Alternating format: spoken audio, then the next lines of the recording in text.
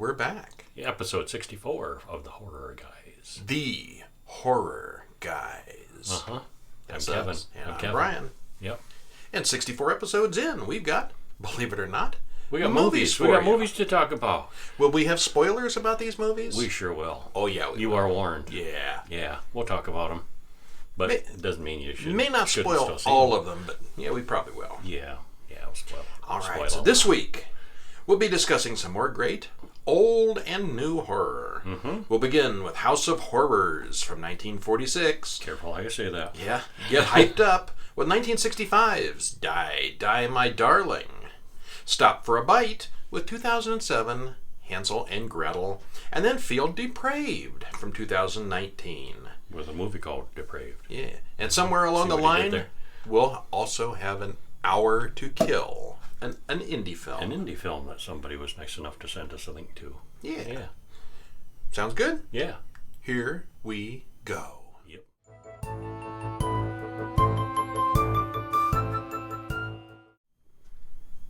So, House of Horrors, eh? There was a house, and it was horrible. Yeah. Horrible. In 1946. Except this movie's not about a house. No, not You'd think with a name like that, it'd be a haunted house or a ghostly like castle. a wax or, museum kind of place, or some attraction like it's called the House of Horrors. It's got a couple of apartments in it. Yeah. Oh, well. Title doesn't really match. Yeah. 1946, House of Horrors, a Universal classic. Directed by Gene Yarbrough, written by George Bricker and Dwight Babcock, stars Robert Lowry, Virginia Gray, Bill Goodwin, and Rondo Hatton. 1 hour and 5 minutes. And this one did kind of feel more like a classic, with Rondo Hatton in it. This is not a big name film. You don't hear this, you hear about Frankenstein and Dracula and the Wolfman and the Creature. This guy you don't hear that much about anymore, but he's very familiar once you see him. Yeah, you've probably seen stills of him. Yeah. Because he's a very distinctive looking guy. He played the Creeper. The Creeper, yes. A case of acromegaly. And in real life. Yeah, in real life, the actor. Big jaw, big forehead, big hands, odd physique. Very strange looking fella. Yeah. Okay. Did you like it? Overall, yeah. It was pretty good. Like this more than I expected to. Me too. Yeah. Mm-hmm. This was actually one of the... Yeah, I'd give it a thumbs up. Maybe in the top... Certainly in the top 10. Maybe in the top 5 of the Universal so far. Which is saying a lot. Yeah, it is. It's up there with Dracula and Frankenstein and those guys. Yeah, I don't know why it doesn't have more credit and more cred. Well, it doesn't have a real monster exactly. Yeah, he's a person. He was literally known as the monster without makeup. He's big and he's scary and he's kind of ugly, but that was real. They enhanced it a little bit, but not much. No, I don't think much. No. Maybe a little bit of makeup to make the shadows deeper or something. But yeah, exactly. That was all real. Yeah, it's not prosthetics. It looked like that. Yeah. Well, Marcel Delange, I don't know, is a sculptor. All he has is bread and cheese to eat, and he can't even afford to feed his cat. The cat likes cheese. And he gives the cat a long speech about how the cat was lucky he can go hunt his own food. His customer comes in and brings an art critic along with him for advice. The critic says the culture is pure, unadulterated tripe with an overtone of lunacy. He's extremely rude. Delange chases him off with his bread knife, of course with no sale. And the sculpture wasn't that bad. It was kind of neat, I thought. But I'm no art critic, so. Well, he is an art critic, but he doesn't care. It's not about what he likes or doesn't like. He doesn't like to give anybody any credit. Well, yeah, and that's the thing. There's a difference between a reviewer and a critic, and he takes the critic to the max. He did, yeah. Never saw an artwork he liked. Yeah. Well, Delange smashes his own statue in frustration and then goes out for a walk to clear his head. He sees a man trying to climb out of the river, and he goes to help him. It's the perfect Neanderthal man, according to Delange. Mm-hmm. He takes the man home and feeds him. I will sculpt you and make you art, make you my statue. Wonderful. You will be my model. Neanderthal face. The man asks if Delange knows who he is. Delange doesn't care. He just wants him to pose for a statue. And the man agrees to stay on and pose for the statue. After the first session, the tall man goes outside and follows a woman down the street. He then strangles her and snaps her spine. It's all shown in shadows. You sort of get the impression that he like folds them over backwards to break their backs because he's big and monstrously strong. Yep. The inspector investigating the case almost immediately thinks of a link to one of the Creeper's murders, and he points out that they never did find the Creeper's body. Must have gotten knocked into the river. Yeah. Uh-huh. The next morning, DeLange reads the paper to the man complaining about the critic's bad article about him. The big man doesn't like how the critic treated DeLange, who wishes he could tear the critic apart. The man then goes to see Mr. Harmon, one of the most pretentious critics ever, played by Alfred the Butler from Batman 1966. Harmon is busy arguing with Joan, an art reporter who thinks he's way too harsh on young artists. As soon as she leaves, the big man goes into Harmon's office and kills him. Folds him right up. I like how Harmon was putting the moves on her. Oh. Yeah. Good. Would you like to go out with me? And she's like, Grandpa, no. Quite an age difference there. He was a lot younger here than he was in Batman True, days, yeah. He was not her age. A decent-looking fellow and, distinguished, but yeah. Yeah. out of her league. So was her father and grandfather at that point. Yeah. Detective Brooks goes to see Steve Morrow, a painter who was the target of Harmon's most recent review. Joan comes in and gives Steve an alibi, so it couldn't have been him. Nope. Meanwhile, DeLange reads the paper, and he knows exactly what's happened. He didn't intend it, but he knows now at this point. Yeah. Joan comes to see DeLange, and Joan peeks at the in-process statue of the Creeper, while DeLange is in the other room. But the big man watches her do it. Yeah, he's hiding when she comes visit. Yeah. Steve doesn't like DeLange, and he tells Joan about it. He thinks DeLange is crazy. He could be right. Yeah, could be. Detective Brooks goes to see Mr. Ormiston, another critic, who agrees to be bait and a trap for Morrow. He writes a review that really slams Morrow. He compares Morrow to that well-known madman DeLange. This time, DeLange works things to obviously give the wink-wink, nudge-nudge to the big man. You wouldn't want to go... No, it would be a shame if something happened to Mr. Ormiston. Morrow goes to confront Ormiston, and they argue. Morrow grabs him by the neck, and the detectives come in and nail him in the act. Obviously, Morrow is the murderer. He's attacked the critic. However, while the police are in the very next room questioning Morrow, the Creeper stalks into the kitchen and kills Ormiston. One room away from two cops and the artist. So he's no longer a suspect. Not so much. Joan comes back to talk to DeLange some more, and she asks about his new sculpture. She peeks at his drawing of the Creeper, which she steals when the Creeper sees her do it. The drawing. The newspaper editors figure out what's going on because the Creeper was well known from his first murder, but Joan has already left and they can't notify her. In a previous movie. I don't know. Was there? It must have been a prequel, yes. There was a couple of different Creeper movies. This was the first one filmed, but the second one aired for some reason. So we don't know for sure. And there may be others, because I know the one we're going to watch next week has him in it too, and I think it may be the same character. Second of 3 Creeper films. Yeah. They only made 2 because he died right after this one. Yeah. So, we'll watch. His health was not good. What are we going to watch? The Spider-Woman Strikes Back next week, which is one of his other movies. So we'll see. And then he also made The Brute Man, which we've got, but it's not really on the schedule yet. So, I don't know. We're going to see several of his movies before he's done. Okay, so the Creeper goes to Morrow's house and encounters Stella the model, who has nothing to do with any of this, but she doesn't put up much of a struggle. He had intended to kill Joan, but couldn't tell the two women apart. Detective Brooks comes by and finds the body. Meanwhile, DeLange explains the whole thing to Joan, knowing she'll soon be dead. Let me tell you my evil plan. DeLange explains that he'll let the police grab the Creeper, but the Creeper hears this and turns on him, folding him up like a wet blanket. The Creeper then destroys the statue and comes after Joan. Steve and Detective Brooks shoot the Creeper.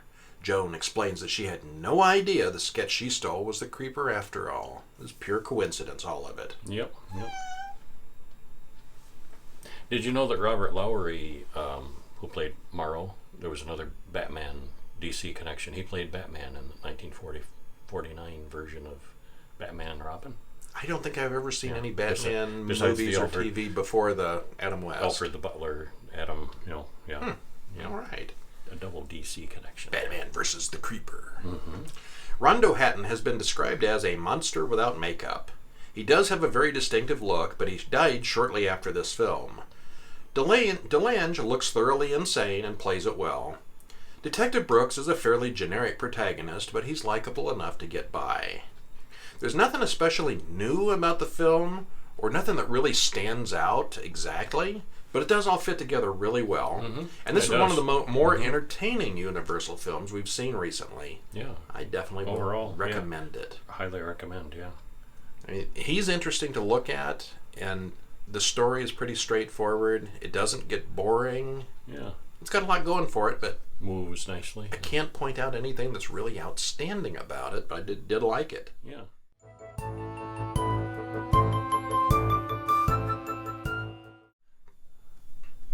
All right, which takes us to the Hammer film of the week. Die, Die, My Darling. Also known as Fanatic in England. It was filmed and released as Fanatic by Hammer in the UK, and then they wanted to rename it Die, Die, My Darling for American release, and the stars went berserk. They did not like that. And the main star sounded like she was kind of berserk to begin with. A little bit, yeah. A little bit. Yeah. Someone She was quite past her prime. yeah, an old time Tallulah Bankhead. Yeah. Where she was never really huge back in the day, but she was an item back in the day. In like the 30s, I think. Yeah. Model gorgeous. Did modeling and some movie work, and then at this point she's kind of Old lady number 72. Old and a little bit washed up, I think, and and I mean her performance in this is pretty stellar, I think. Well, they hired her for her name. I mean, anybody of a certain age could have played this part. I didn't think she did that outrageously well. No, I thought she did a mighty fine job. It was fine. Yeah. Directed by Silvio Nerozano, written by Richard Matheson and Ann Blaisdell, stars Tallulah Bankhead, Stephanie Powers, and Peter Vaughn.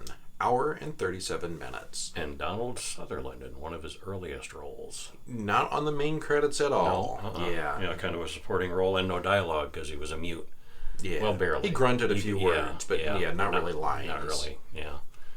But yeah, it's always funny to see one of things, those people who's a really big name person now who was huge. An extra back then. Yeah, this was 1965 and he was 30 then, wasn't he?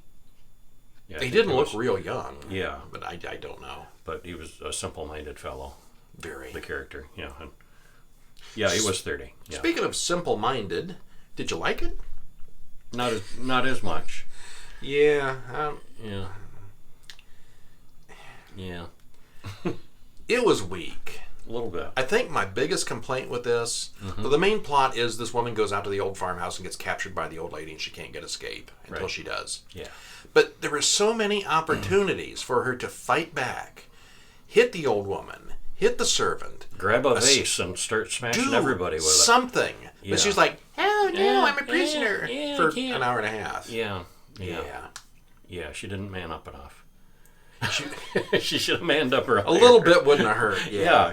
It wouldn't have taken much. I mean, the old lady did have a gun, but she was half the time she had it pointed off to the side or wherever, and frail old lady, and it would have been easier to take her, gun or not. Yeah, but she didn't. Yeah, this is one of those situations where somebody would say, "Oh, that's great," but it's not you with the gun being pointed at you. But this takes place over a period of a week at least. And yeah, she'd have calmed down and she would have had the opportunities. Yeah. Maybe not the first time she pointed the gun at her, but many the first time would have been shocking, but later, when she's ranting, the old lady's ranting and raving and not paying attention, not actually aiming the gun at her, and it stretched the limits of believability that anyone could be held prisoner like this. Yeah, kinda. Yeah. All right, well, we start out with the least horror-y opening credits and music ever, with cats and a mouse and Tom and Jerry style theme playing. It would have been a perfect introduction to a comedy.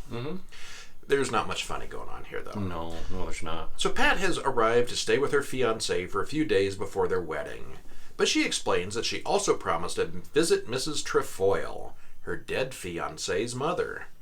Alan, her new fiancé, that escalated quickly, thinks that this is a really stupid idea, and he even says that. But she feels obligated, and she wants to wrap things up, kind of have a closure kind of thing. Loose ends. Yeah, it's kind of a closure for her. So instead of him going with her, he loans her the car, and she drives out to the country to find Mrs. Trefoil's home. And it's way out there, so she'll have to spend the night somewhere on the trip. The creepy old lady welcomes her to her house and immediately asks if she's come there alone. Pat had been planning to marry poor Stephen, but he tragically died in an accident before that could happen. The old woman is very religious and insists that Pat goes to Mass with her the next morning. Insanely religious, which would require a sleepover. Well, the British name of the title, the British title here was Fanatic. So yeah. Yep, she is. Pat notices that there aren't any mirrors in the house, but Mrs. Trefoil explains about the Bible and vanity. There are no mirrors here. Vanity's a sin. Yes. Pat realizes that she's dealing with a wacko, but she's very polite about it. They pray for literally hours before dinner. The old lady insists that she wipe off her filthy lipstick before dinner. And if this were me, I'd be sneaking out to my car right about now. But she plays along and does as she's told. She's being polite. And comes downstairs after wiping off her lipstick, and the dinner is all cleared away, and she gets none anyway. They cleaned that up quick, didn't they? No, don't they like give her a biscuit or something, or plain? Have a biscuit. Yeah, something very plain. Yeah. But yeah. Well, she wants to call Alan and tell him that she'll be late, but there's no telephone in the house. The old lady then asks if Pat is a virgin. Well, Mrs. Trefoil blathers on with her nonsense. Pat tags along, just waiting for this ordeal to end. Mrs. Trefoil then explains that Pat is actually married to Stephen already, and now a widow, since a betrothal is the same as a wedding. All right. Well, Pat lets it slip that she probably wouldn't have married Stephen anyway, and the old lady looks at her aghast, and then locks her in the bedroom. Pat watches from her bedroom as one of the servants locks her car in the barn. Wow. Yeah. Well, they lock her in the attic, and then the fun begins. The servants do whatever Mrs. Trefoil says, since they plan to inherit everything after the old lady dies. During a struggle, Pat gets stabbed with a big pair of scissors, which I guess is supposed to weaken her quite a bit, so she can't fight back, but it doesn't look that bad. It didn't look that bad, yeah. Yeah. She offers the servants £2,000 to let her go, but that doesn't work out. At this point, it just becomes a game of can she escape or not. Eventually, the insanity gets to be too much for the servant Harry, and things go badly after that. Eventually, Mrs. Trefoil and Pat go down to the basement, where the mirrors are kept. Secrets are then revealed. Dun dun dun. Dun, dun, dun. I've known far too many heavily religious people that talk and act just like Mrs. Trefoil, and her acting doesn't seem so far from reality for a lot of old people. Because we all know, old people are freaking scary sometimes. Well, not as scary as she was. She was nuts. Yeah. Yeah, she wasn't right. Yeah. Pat fights like a girl, when just hitting someone with something heavy or sharp would have ended all the nonsense. She had 100 opportunities to simply jump on the old woman, even with her little gun, but she never really tried. And as you already said, Donald Sutherland had an early but small role as a very simple groundskeeper. He's there, but doesn't really do much or say anything beyond a few mumbles. Don't watch it for him, but it was a little bonus.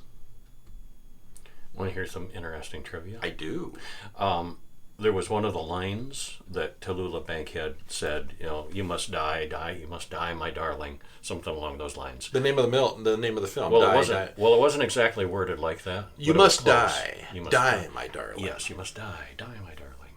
They had trouble with the audio, so it was one of those cases where the actor has to come into the studio and loop it, re-record it. She showed up just plastered, I guess.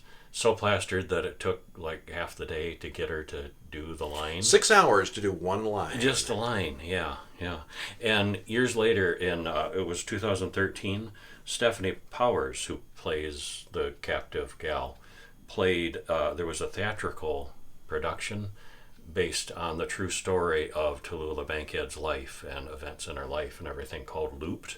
And she played Tallulah Bankhead in this play, long after Tallulah Bankhead was gone. You went crazy? I remember crazy. Yeah. Well, I guess she had a colorful life, and it was events about the movie, and But from all the stories I read about this and the trivia, the old lady was, Tallulah Bankhead was a former star, like you said, and she had been spoiled rotten in the 20s and the 30s, and in the 65, she hadn't done a movie in like 15 years.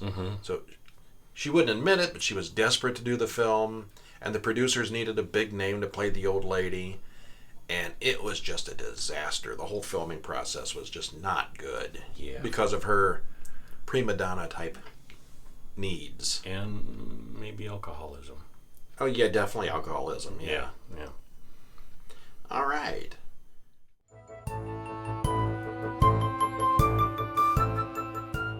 Well, how are you feeling today? I'm feeling depraved. I'm depraved as well. You want to be depraved? There's a film by that name. 2019's Depraved, directed by Larry Fessenden, written by him too. He's got a little cameo in the bar scene. Stars David Call, Joshua Leonard, Alex Brew. Runtime 1 hour 54 minutes. Link in the show notes for Amazon. Did you like it? Yeah, I did. Yeah, I did. Oh, it was tragic though. Man, I mean, they take the factor in the original Frankenstein of the monster being really a victim, and they ramp it up in this one. Boy, that poor guy. Yeah, just from the name, I was expecting, some wild sex-crazed thing, and there's nothing like that in Not this. what I expected. It's a modern Frankenstein story. Yeah, it really is. Yeah. Tell us about it. So it's a high thumbs up for you? Yeah. Yeah, me it too. was. I liked it too. Uh-huh. Well, Alex and Lucy talk about having a child, but they both agree that it's not a good time to do that. It quickly devolves into a fight because he feels that he's let her down. It's his birthday, and she gives him a necklace.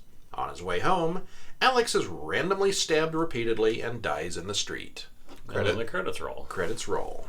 And then he wakes up. But wait, there's more. What?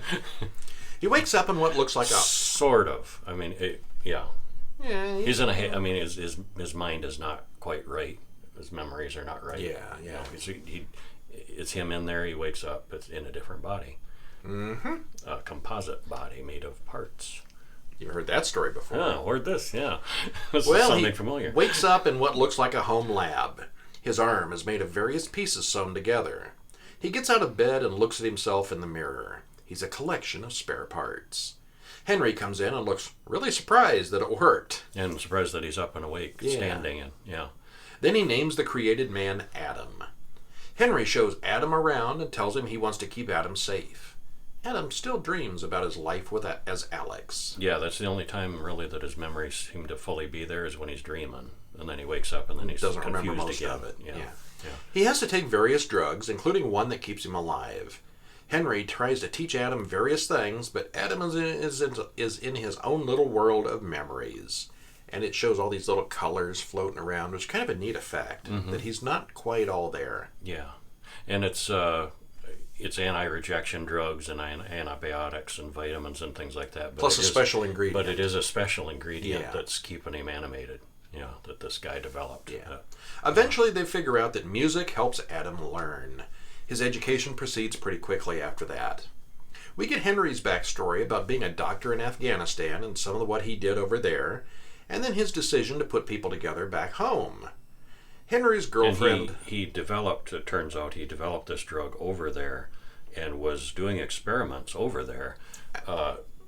He didn't have the drug over there. He was just sewing dead people back together. No. He really lost his mind. He didn't get the drug until the other guy comes into it. No, the one soldier was dead. He brought him back. I don't think he did. Yes, he did.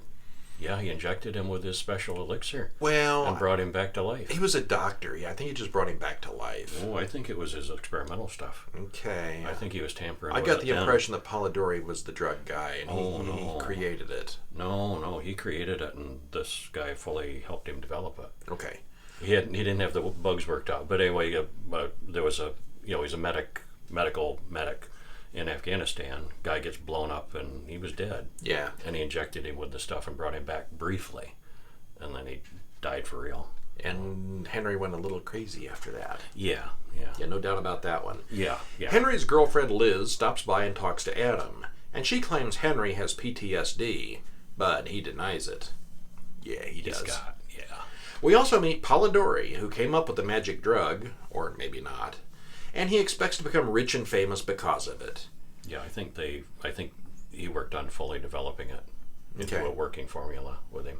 All right. Because it wasn't quite working. It was only, like a temporary, very brief, temporary spurt. Henry is starting to have second thoughts about the whole thing, and then Polidori takes Adam outside to see the museum, and he points out that humanity is utterly depraved. Yeah. And that's where the title comes from. They run into Lucy, Alex's former girlfriend. She doesn't recognize him at all because it's a whole different body, but he has a spark of recognition. And you realize that wasn't an accident. Them running into her. Polidori set that up. He knew very well who. We're heading into spoiler territory there. Yeah. So Henry discontinues Adam's medication, something that Polidori specifically warned Adam about. Because Henry's kind of getting fed up with the whole thing and wants it over. And, Henry then gives Adam his old necklace back. Then he finds some videos that explains far more than Adam really wanted to know. Mm-hmm. And that's all we're going to say. And Adam learns more of the whole story. Yeah. Well, it was an interesting choice to have Alex and Adam played by completely different actors, since only Alex's brain was used in the new creature. But in the beginning, it looked like Alex was going to be a real character, and that actor just never really came back. He was dead. Yeah. All the acting here is excellent, and the story is fascinating from start to end. Unlike 98% of Frankenstein-like films, people here all act relatively like real people would in this situation. Yeah, At they do. no point does anyone say, there are some things men were not meant to know, which is my own personal gripe with Frankenstein movies. They're all like, yeah, this is pretty cool. Yeah. Might not be moral or ethically right, but yeah, it's pretty cool. Uh-huh. Yeah. That said, after an interesting and very different first hour, the second half goes about as one would expect with this kind of film, but still manages to do it very well. At one point, Adam stops taking the red pills, and nothing really comes of that, even though we're told that he's going to die very quickly without them. Seems to not be the case. Apparently he didn't really need them after all, but no one ever really brings it up. Mm-hmm. And overall, this is kind of a slow burn, but it's very good. Yeah, it's really good. Yeah. And we didn't spoil it very much. Not really. Well, No. there's 40 minutes in or so. There's still things that happen. There's a lot more goes on. Yeah, a lot more to it. Yeah. Alrighty.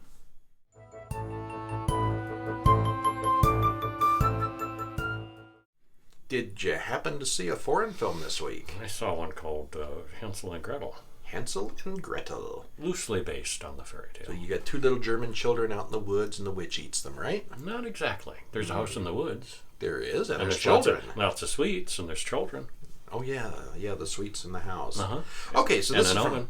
2007, and it's Korean subtitled. Mm-hmm. Directed by Pil Sung Yim, written by Ji Hai Kim and Min Suk Kim, stars Jung Myung Chong, I'm not making that up, Yun Won Ju, and Yun Kyung Shim. Okay, I'm doing good to that last one. Yeah. Hour and 57 minutes. You like it? Mostly. Mm-hmm. Mostly. I think it dragged a bit, but it was good. Mm-hmm. Would have been a really good hour and a half film. I think it could have been trimmed maybe a bit, but overall, very good. Yeah. Liked it. It never really gets boring. It just No. some things just go on a little too No, long. I wouldn't go as far as to say boring. No. Yeah. Uh-uh. Well, we see a man running down a road, and he says something vaguely creepy and cryptic for a few seconds until the credits roll. I was still typing my stuff and not paying that close of attention, but I don't think it had anything to do with the plot, did it? No, not really. Yeah. It's just like you could maybe a little flash forward to know that he survives at the end or something because he's running away. Mm-hmm. Yeah. Well, a young man is driving down the road, and his young wife calls to nag about her pregnancy. He wrecks the car, distracted by the call. He wakes up to find himself wandering alone in the woods, apparently very lost, until he passes out. And then he finds a little girl. He wakes up after dark to find a young woman standing over him with a lantern. She says her name is Young Hee Kim, and he is Yun Soo. She claims to be out looking for her sister's hairpin in the forest at night. Mm-hmm. Mm-hmm. Mm-hmm. Finally, they come to a very nice house with a sign out in front naming it the House of Happy Children. Yeah. Mm-hmm. Inside the house, it's like Christmas every day. It's Christmas. Yeah, literally. There's decorations and Trees toys and festive yeah. and lights and sweets, and it's just a magical place. You soon find out that every day is Christmas. Yeah.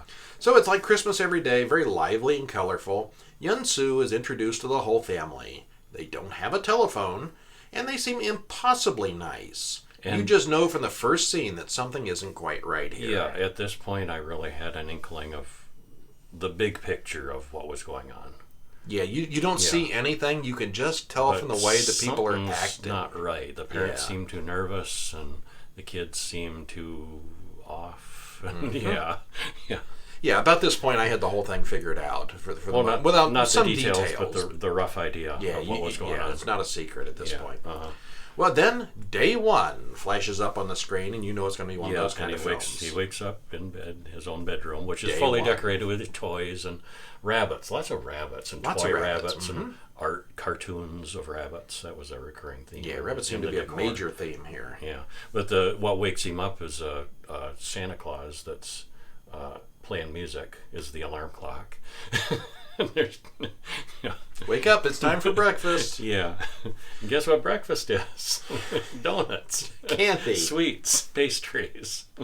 Well, the whole family has cupcakes and candy for breakfast, and it's all for him. They don't eat. After they see him eat, they start eating. After breakfast, he sets off through the woods back to the road, but it soon gets dark and he gets lost again, even though it should still be morning. It's like an endless maze that you can't get out of. He finds himself in front of the same house. He asks the couple to help him through the woods in the morning, and they make uncomfortable excuses. Oh, I'm on vacation. I don't have to go in this week, and stuff like that. Yeah, we don't have a phone. We can't call. Well, the phone's out of order, but we called for service, and then they realize, how do you call for service when your phone's out of order? Yeah, whoops, that lie didn't work. Yeah, the children are very happy and the parents are uncomfortable, and I'm already getting a certain Twilight episode vibe about this time. Yeah, there was a Twilight episode, Twilight Zone episode. Yeah. Yun-Soo tells the children to think of him as their brother. The next morning, the children are crying as the parents have gone off and left them all in his care. Yeah, it happens so often. Yeah. The eldest girl says he should have marked his way with breadcrumbs to find his way back out of the forest. You got your Hansel and Gretel reference. There's a reference there. Yeah. Soon, Yun-Soo starts seeing ghosts in the attic. On the third day, the children give him a map through the woods, but he runs into another couple coming the opposite way, heading toward the house because it's snowing now. Yes. Then the weather comes and goes. Sometimes it's winter and sometimes it seems to be summery, and this whole thing goes over a period of 3 or 4 days, but there's a blizzard in the middle. The weather changes completely. Kind of disappears. Yeah. The children are luring in another couple. The snow gets deeper and deeper, and Yun-Soo has to finally return to the house. And this is on day 3. By day 4, and you can see there's like 10 feet of snow outside. Yeah, piles. Day 4, it's gone. It's all not green. A trace of it. Yeah. And I don't think it's a mistake. Which is another no, not at all. Yeah. No, it's the screwed up reality of The new couple don't really go in for spoiled children, and the children turn against them fairly quickly. Yun-Soo then finds the original mother hiding in the attic, and she explains everything. Then things start getting worse for Yun-Soo. Well, the first thing you notice about this is how colorful and bright it all is, and it stays that way for the most part. It's a slow burn of a movie, with the weirdness getting deeper and deeper without moving very quickly. But mostly that's okay. Yeah. Yeah. Everything is explained at the end, and it all makes sense, but it does drag a little bit. The acting is good all around, the parents are suitably terrified, the strangers are suitably creepy, Yun-Soo is suitably bewildered, and the children alternate between innocent and demonic. Then again, we were about halfway through the film when Kevin asked if I had ever seen that one Twilight Zone episode that I mentioned 2 paragraphs ago. Yeah, he recognized it too. So the lack of originality wasn't just clear to me. This is definitely not an original idea, but then again, what would you expect from Hansel and Gretel? Hansel and Gretel isn't an original idea. They mishmashed it together, kind of. What was the name of that episode? Life is Good. No, I don't think so. I think it's A Good Life. It's A Good Life. It's A Good Life. Okay.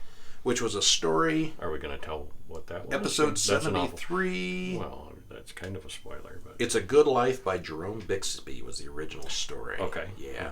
Yeah. So this has been a story. It's been at least one Twilight Zone episode. I think the remake of Twilight Zone Actually, did it as well. I read the short story that the Twilight Zone was based on, now that I think about it. Yeah, so did I. It's a Good Life. Yeah. Where the no spoilers. All right. No spoilers.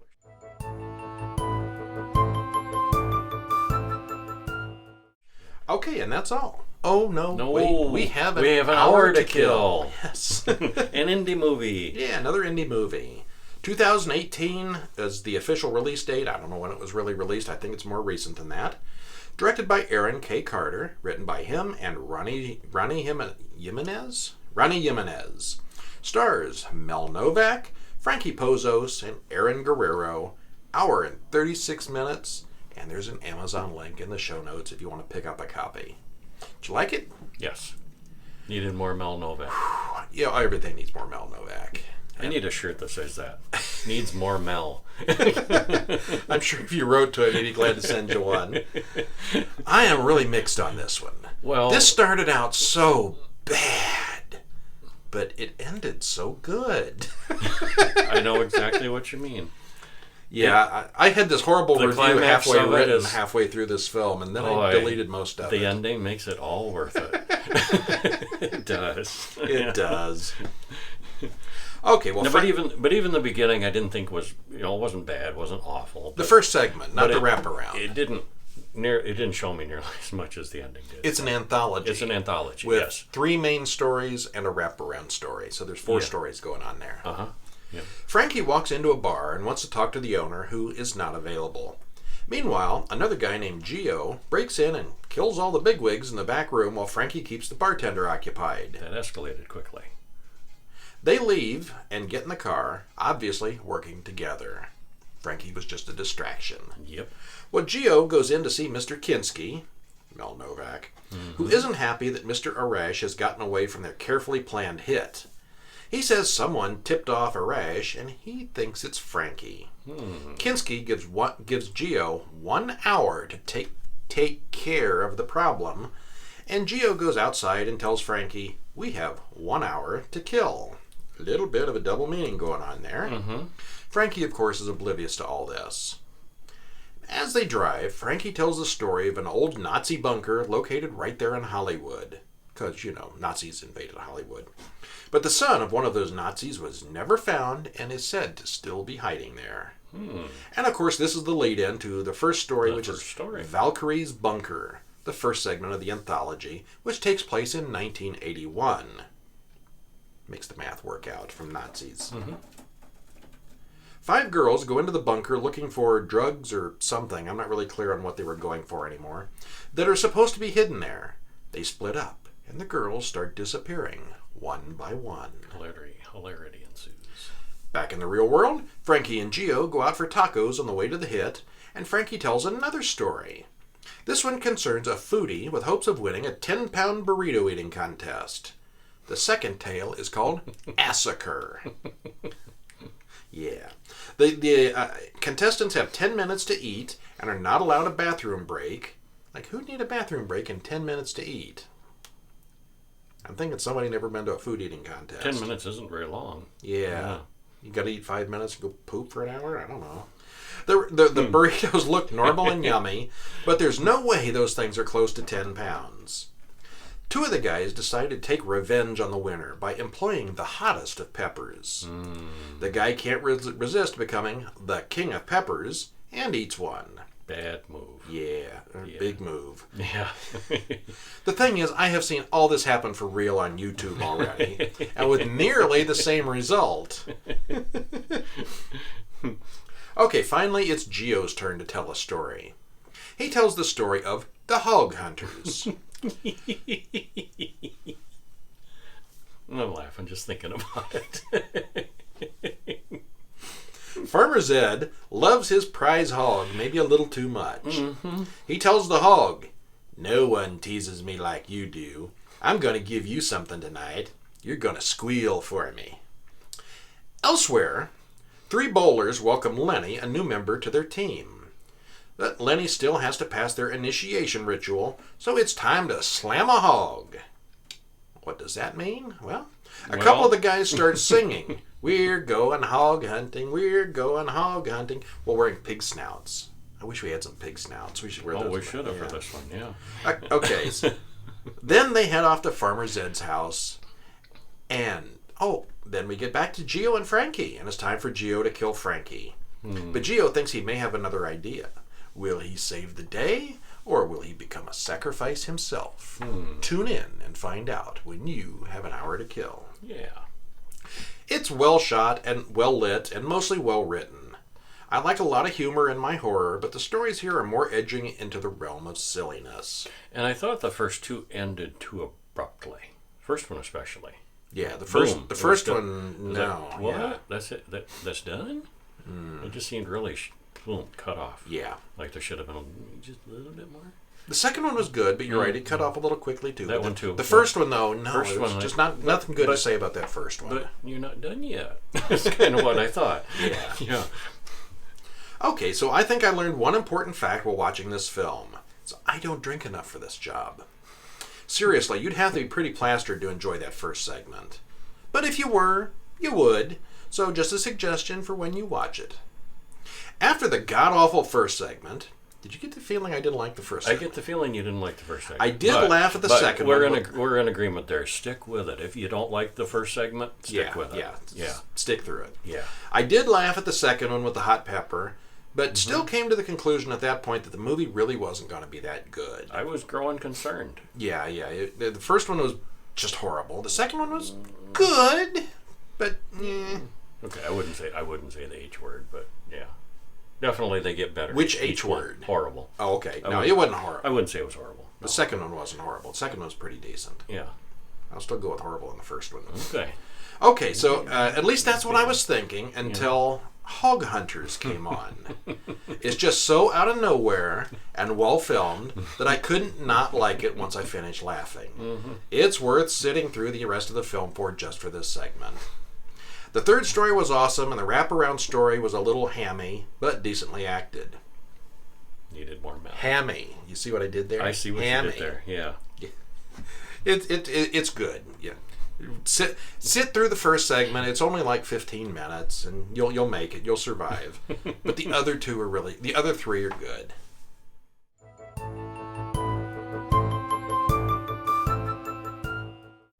All right. So what do we think? House of Horrors. Definite thumbs up from me. Yeah, me too.